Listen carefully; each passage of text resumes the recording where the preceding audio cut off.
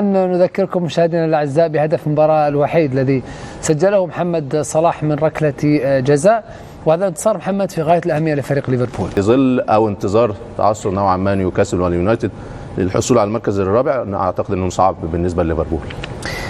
دعونا نذكر بالترتيب قبل ان نعرض اهداف مانشستر سيتي.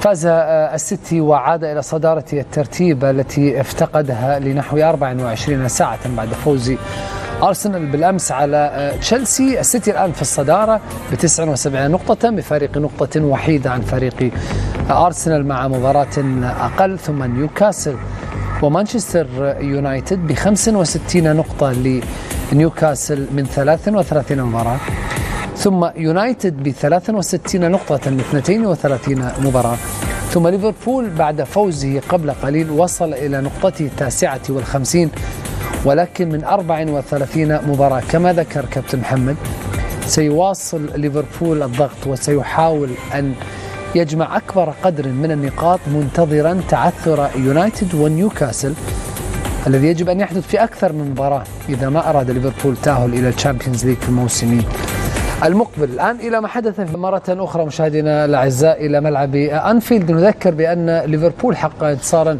مهما على فريق فولم بهدف دون مقابل، خامس انتصار بالنسبة للفريق. 99 هدف لصلاح في أنفيلد، يقترب من الهدف رقم 100 فقط في أنفيلد بقميص ليفربول. أرقام قياسية، يعني الصراحة الناس مش هتفتكر الأرقام دي إلا بعد ما إن شاء الله بعد سنين طويلة ما يبطل هو، لأن الناس حاليا تقول لك إيه، ما عادي.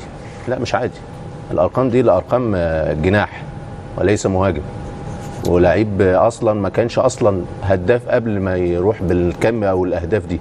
فاعتقد ارقام قياسيه، ارقام تعكس مدى الحاجه والجوده اللي ده صلاح بالنسبه ليه. فاتمنى له التوفيق ان شاء الله ويستمر في كسر الارقام في ظل وجود هالاند اللي هيكسر كل حاجه في الدوري الانجليزي.